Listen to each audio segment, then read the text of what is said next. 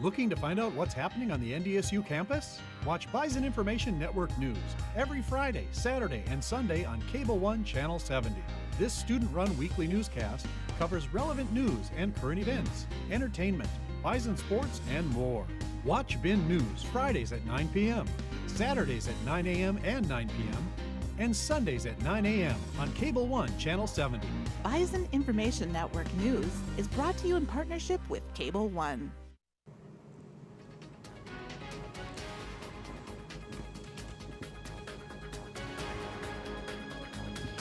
Good afternoon, ladies and gentlemen, and welcome to Frisco, Texas, home of the FCS National Championship game this year, featuring the number 1 seeded North Dakota State Bison and the number 3 seeded Eastern Washington Eagles. I'm Bunnell, along with Isak. Dinesen, happy to be here today. It's a beautiful day in Texas compared to yesterday. It was sloppy, rainy, crappy. Weren't able to kind of do everything that we wanted to do, but we got a lot of stuff done yesterday. A lot of content, excited to post for you guys on. People that are following back home and are not able to attend this game, you can watch this game on ESPN2 starting at 11 a.m., but there's also a pregame show starting at 10:30 on ESPN News. We'll be breaking down the game. But Isak, let's talk about this NDSU team. Throughout the year, we saw them, we kind of had a hiccup early on with North Alabama, but after that, they just kind of rolled. Sure thing. Certainly, there were a lot of positives to take away from the non-conference slate this season. Certainly, blowing teams out. That'll definitely help your case for getting the season started off on the right foot. The Cal Poly game was a good way to start the year, 49-3. But really, the most constant part about that team at the beginning of the year, lights out defense. They only allowed 20 points in 3 games in the non-conference slate of the season. And since then, they really haven't stopped in terms of playing that lights out defense. They did have a hiccup against Southern Illinois early in the game, late in the season, and against Northern Iowa on the road. But otherwise, the defense has really been kind of unsung because we've seen the offense shine so much this season, putting up gaudy video game-like numbers. So it'll be interesting to see how that translates against Eastern Washington tomorrow.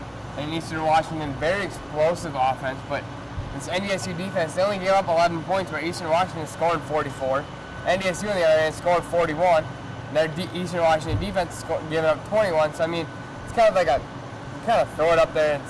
I wouldn't really say it's a coin flip right now because NDSU's favored by. Certainly, they're favored by two touchdowns, and right. Easton, you got Easton Stick.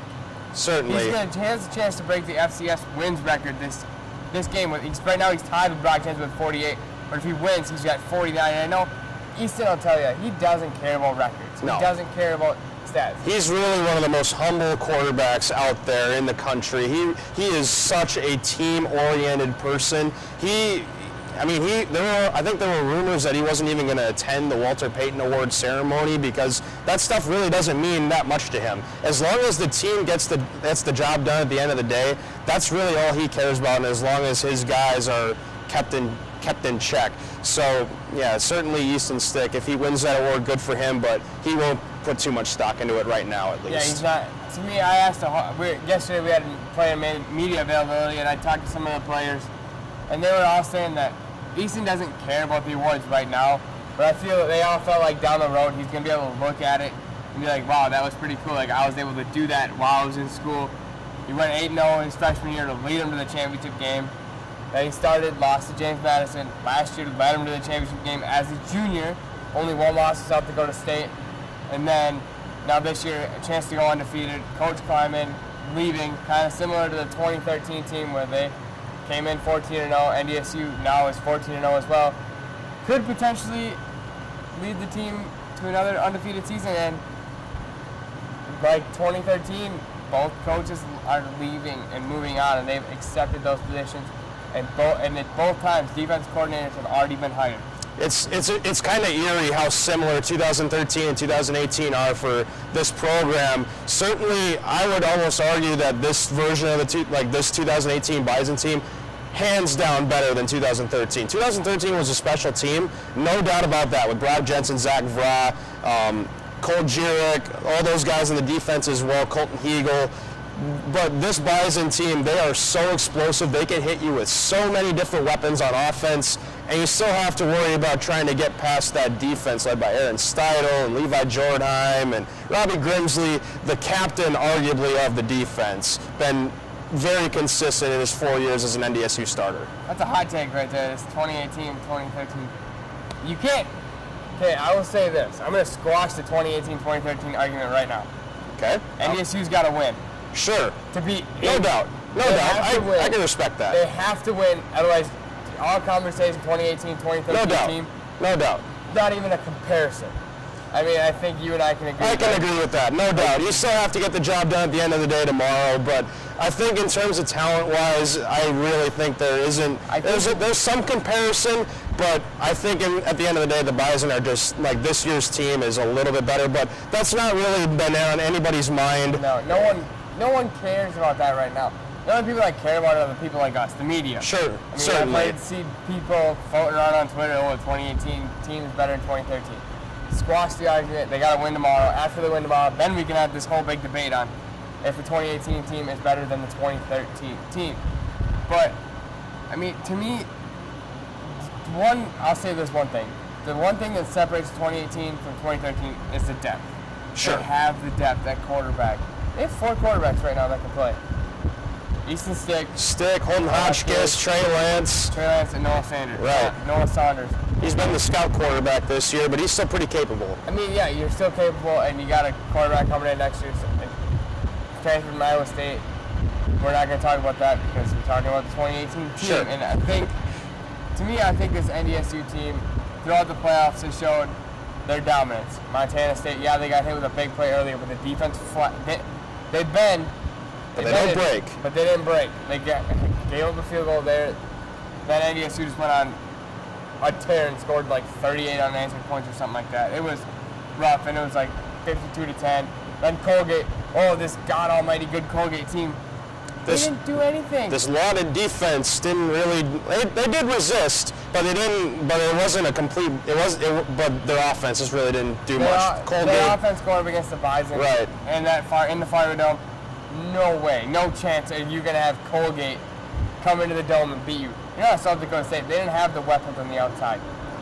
Then South Dakota State. Speaking of, the rematch, the Dakota marker. It wasn't on the line. That's just the regular season. But NDSU, South Dakota State kind of hung in there, but NDSU just jumped on the rival and said, you know what, this is our time to shine. It's our national championship to lose. We're going to take it. We're not going to let you guys beat us in our home. And ruin Chris Kleiman's last game at the Fargo Dome. That was a special sight to see, the way that the team responded to that news earlier in the week and just going out and physically taking control of the line of scrimmage on both sides of the ball. And it was a very well-deserved way to end the regular season for NDSU, I'd say. It was, and Coach Kleiman got a little bit emotional after the game, and you could kind of see that. And it was kind of a special type to see because a lot of media members on Twitter were like, it's getting dusty in here. A lot of old Bison fans watching from like the Carolinas, Arizona, Pennsylvania with Carson Wentz. They were all like, oh, it's getting kind of. It got pretty emotional in there for a lot of those fans because, especially in the fourth quarter when you saw all the "Thank you, Coach K" signs come up. Then they saw Matt Entz, who's now the NDSU coach, and very hired by NDSU. His defense, he was just named the coordinator of the year, 2018 coordinator of the year. His defense only giving up 11.8 points per game. We'll get into his defense a little bit more in the pregame show coming up a little bit later today. I published either late tonight or early tomorrow morning. But yeah, NDSU sent Coach Kleiman out of the dome the right way. They sent him out with a convincing victory. They sent the seniors in the last game out of the dome with a convincing victory, unlike 2 years ago where they weren't able to beat James Madison. And now the test truly falls on whether they can handle the one last test in front of them. That's Eastern Washington. And we'll see if they can handle another quality opponent. They've certainly stepped up against quality teams, beating South Dakota State twice. When they played against Illinois State, when they were a top 10 team, handling them in the first half especially. And it's been nice to see the way they've responded to quality competition this season, and we'll see if they can do that one more time. Yeah, and we're all guessing that they can do it one more time. I mean, everybody around the Fargo, Moorhead area is believing in the Bison. The Bison Tracker app. That's been a sight to behold. 11,000 people are on the tracker right now coming down to Frisco, Texas. 11,000. This stadium you see behind me only seats 20,500 people. And they're selling standing room only tickets, and those tickets are gone. There may be a few left, but they're going to be expensive. And to put it in comparison for how much a ticket is compared to this game, so everybody knows, a ticket for the selling on StubHub is $250 for the most expensive. A ticket to the Rose Bowl for Urban Meyer's last game, $160. There you go. I mean, yeah, that stadium seats 100,000. Sure, It's sure. the FCS National Championship game, but it's the FCS National Championship game. It gets more attendance than some of the bowl games do. And it'll get more attendance than the DXL Frisco Bowl that they got down here. I mean, it's a sight to see. It's probably on people who can't come down, it's got to be on your bucket list to get down here. Even if you can't come down here for the game, go for the tailgating. The tailgating is a blast. There's bars everywhere that have Bison games, sports bars. I mean, it's just a great sight to see. They don't call it Fargo South down here for nothing. People in Frisco, Texas love the people of Fargo coming down here every year. And seeing and talking to some of the managers from other places around here, like the restaurants, they are grateful of this week because it's the greatest economical week for them. The waiters even agree, waitresses, they all agree that they get the most money from the NDSU fans. When they went down here 2 years ago, it's kind of a disappointment for them. Yeah, that was an interesting year, the James Madison Youngstown State year. Definitely, it probably was well attended by especially James Madison, but yeah, certainly probably not the economical hit that the city of Frisco usually gets at this time of year. Oh yeah, especially from the Bison fans. But Eastern Washington, kind of go back to the game now. Eastern Washington advanced to their side of the bracket. They got the 3 seed. I don't remember who they beat the first round, but I know the second round it was Weber State. And then it was Maine, who had to kind of go coast to coast to coast because they excluded Ogden in the quarterfinals. Back to Maine. I believe they played against UC Davis in the quarterfinals and handled them.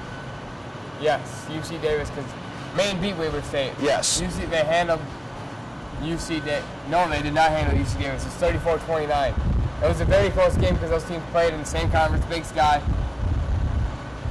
And then in the semifinals, they handled Maine very well, 50-19. Yep. Eric Barrier accounting for 7 total touchdowns. That guy's tough to stop, but even though the Eastern Washington lost Gage Gubert, I think that Barrier has more experience, is a better overall quarterback, even though Gubert is an All-American. But that's just me. I mean, the dual threat ability is a hard thing to stop in college football if you got a good guy leading your offense. So that aspect is going to be different from if the Bison were to face a pocket passer like Gubrud. And I agree with you there. I think Gubrud is a better pocket passer. Barrier is just more. Barrier is like a Lamar Jackson. He can throw it. I wouldn't even say Lamar. I said Deshaun Watson. Fair. I mean, because he can throw it and he can run it. And he's got dynamic wide receivers on the outside. Simba Webster, the running back Sean McPherson. I think it'll be a great game to watch. But when we come back from commercial break sponsored by Herd and Horns, we'll talk about the defensive side of the ball, and we'll also give you our predictions of the game that'll happen tomorrow at Saturday, 11 a.m. on ESPN2. Conveniently located across the street from NDSU's campus, Herd and Horns is the place to go, whether you're looking for a fantastic meal or just a quick bite to eat. Hi, welcome to Herd and Horns. Are you from Drink Right Away? With friendly staff and excellent service, it's a restaurant for all ages.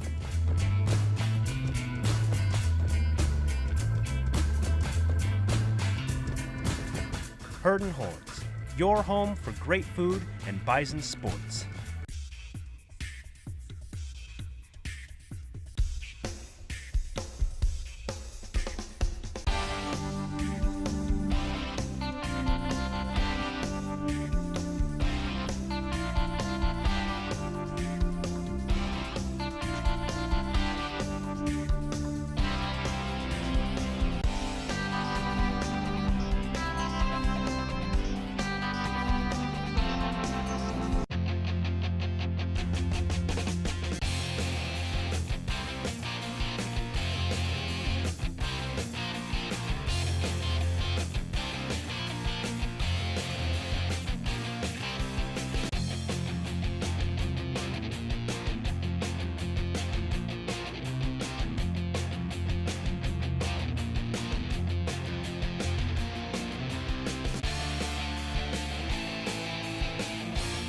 Welcome to Bison Block.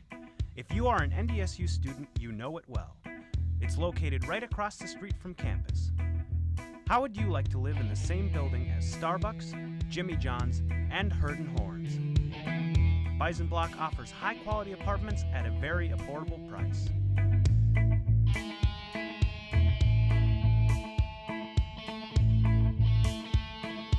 For more information, go to our website at bisonblockfargo.com to apply today. Welcome back to Frisco, Texas. As we've mentioned before, home of the FCS National Championship game. Now we're going to turn our focus to the defensive side of the ball. And Isak, both these teams we kind of touched on a little bit earlier in the previous segment. NDSU's giving up 11.8 points per game. Eastern Washington's giving up 21.8 points per game. What do you make? Is something going to give here? Because both offenses have scored above 40. Well, I think it's been a testament that Eastern Washington's only allowing 21 points per game, considering early in the season they gave up 59 to a Washington State team that was going to finish top 15 in the country. The way that they responded after that game is really quite impressive, even though they may not have played nearly as tough teams, you could argue, but that's an argument for a different day between the Big Sky and the Missouri Valley Football Conference.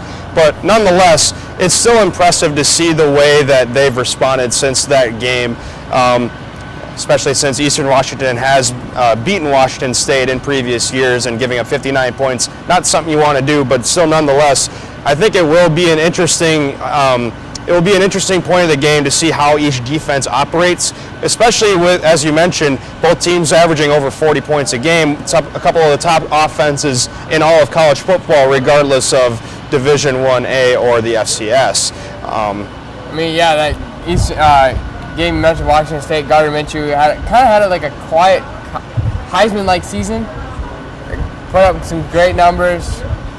But yeah, Eastern Washington, you figure the Big Sky, okay, you're probably going to get about 40 points a game at least, and your offense is going to somehow survive that game. But that wasn't the case. Eastern Washington's defense rose to the occasion time after time after time, and their backs were against the wall when they played UC Davis. They barely snuck by them 34-29. And now they went on to take on Maine. They only gave up 19 points. And you could argue Maine fatigue was probably a factor there, 56-19. But I mean, there's nothing you can really do there. Whereas this Bison defense, they've been tested. Yes. South Dakota State, Illinois State, Youngstown State, their hiccup, 17-7. That offense didn't get going. Their defense only gave up 7 points. Illinois State, they gave up 14 points late. South Dakota State, they gave up 17 and 21 in the playoffs. But 0 to Colgate, 10 to Montana State. And a smattering of other single and slow double-digit performances along the way in the rest of the regular season, certainly. Yeah, this defense is just battle-tested. And you're going to see Jabril Cox from sideline to sideline, trying to contain Eric Berrier in the pocket, because they're probably going to do something like what they did with Christian last year. Eric Berrier is going to be shadowed by Jabril Cox, and he's probably going to get sick of hearing him. And you might even see some pretty big hits on Berrier from Cox, like you did with Christian. Sure thing, and pass rush is also going to be important. The defensive ends, Stanley Jones, Caleb Butler, and then everybody else in that pass rushing unit is going to be important. And even as well on the Eastern Washington side, their top nose tackle is kind of up in the air on whether he'll play or not. So the defense, the play in the trenches, not just in the pass rush, but stopping the run as well. Both teams really like to run the ball. The play in the trenches is going to be a big aspect of this game. Getting after quarterbacks and filling run lanes is going to be very important to determining who's going to walk out of this game with a victory. And I have to agree. We'll find out more on JT Toulier, who was suspended from the previous game against Maine. He is here in Frisco, Texas. He took part of the team photo.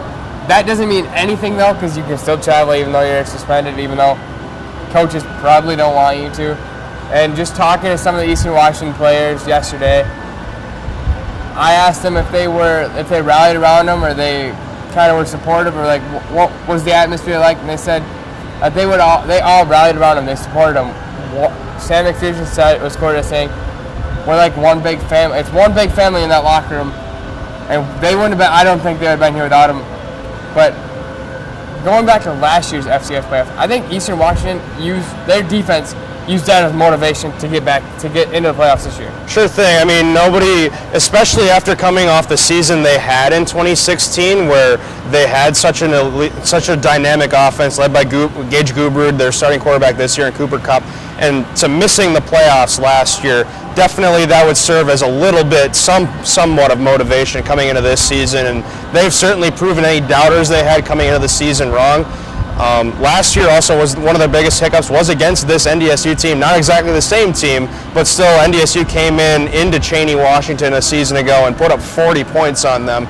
So certainly there will be, a certain factor of now we're back here to take back what should have been ours maybe 1 or 2 seasons ago, and also maybe to take advantage of NDSU not only beating them last year in Cheney, but beating them 2 years ago in Fargo as well. So this will be the 3rd consecutive season that the Bison and Eagles have met, and it'll be an interesting. It'll certainly be intriguing to see whether Eastern Washington put it together, especially knowing that they've gone through quite a bit the last few years, not just against this team, but in general.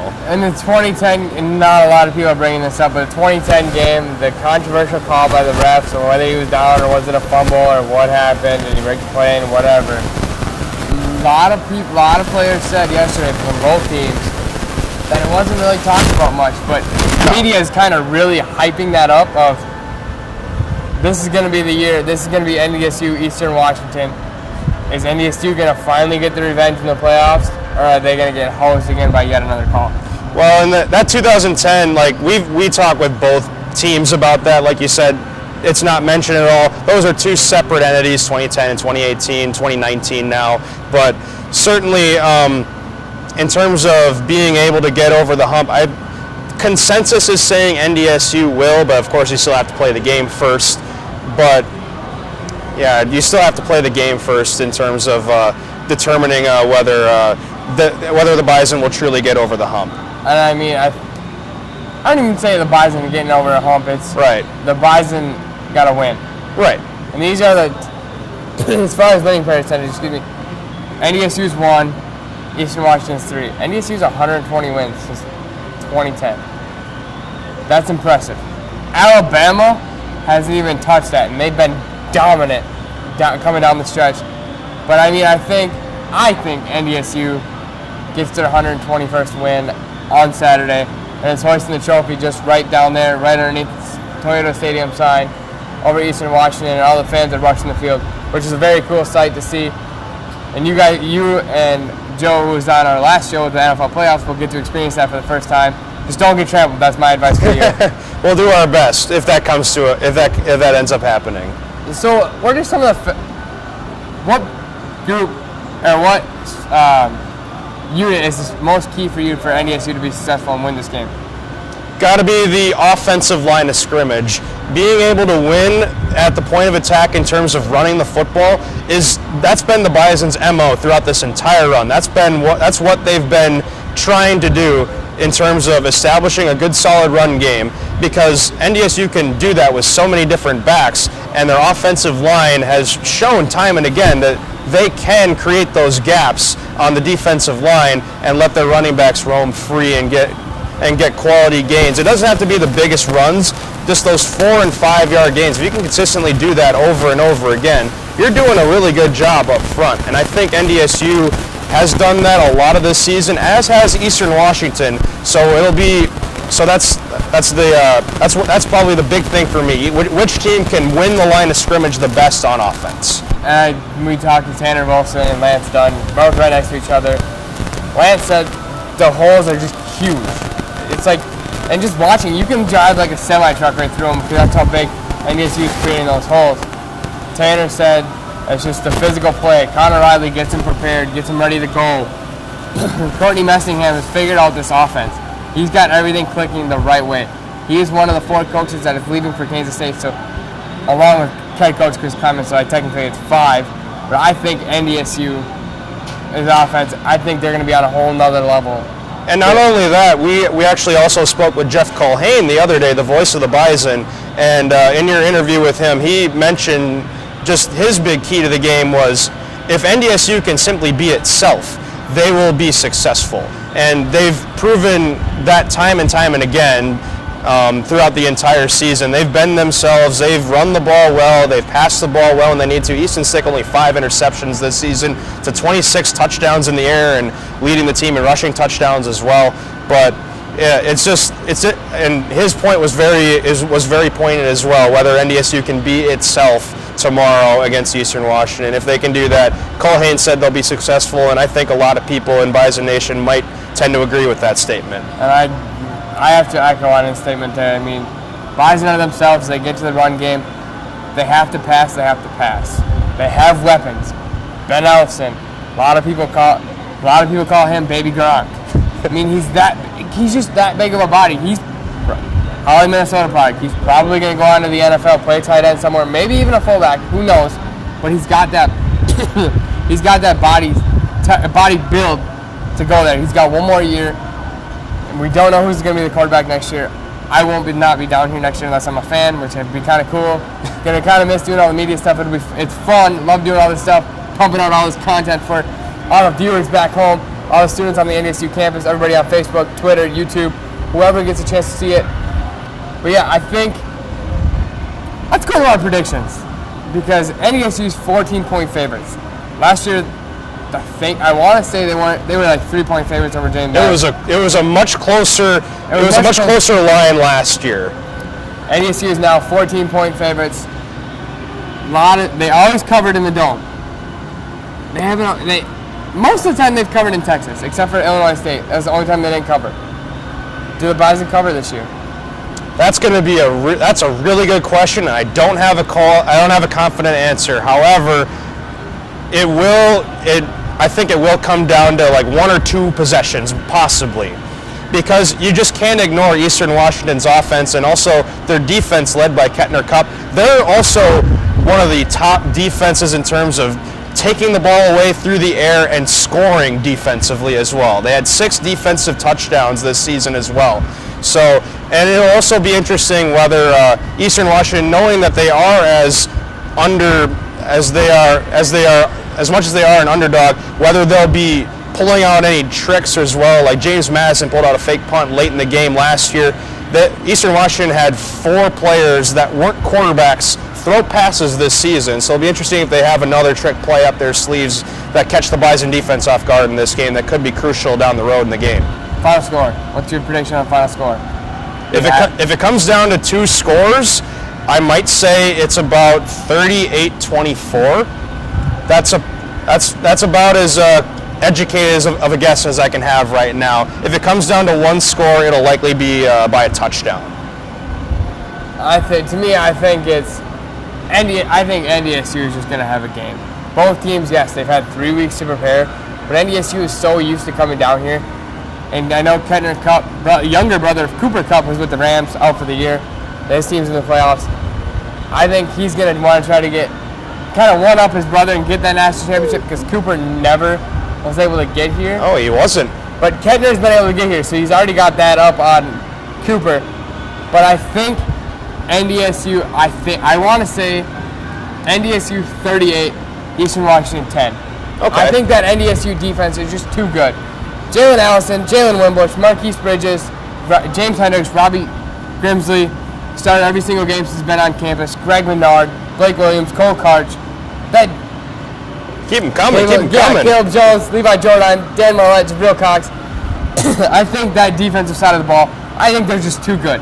That's an NFL-style defense, right back what we were going to see on Saturday. So I think it's 38-10, NDSU over Eastern Washington, hoisting up their 7th national championship in the last 8 years. And for Bison Nation fans' sake, we better hope we're both right then. Yeah, let's hope we're both right. I know I almost predicted the exact score last year. I said 21. I said 17-14 was the final score. It was 17-13. Right. So I mean, let's hope that semantics. Let's hope that prediction stays right. But that'll do it for this edition of X's and O's. Later on, we'll be filming the pregame show. And you can catch that later up on YouTube where you hear from Chris Kleiman, Easton Stick, Robbie Grimsley, James Hendricks, Jabril Cox, and as well as some other NDSU players. And you'll hear from myself, Isak, and Joe yet again. Thank you guys for watching this edition of X's and O's, the FCS Championship game.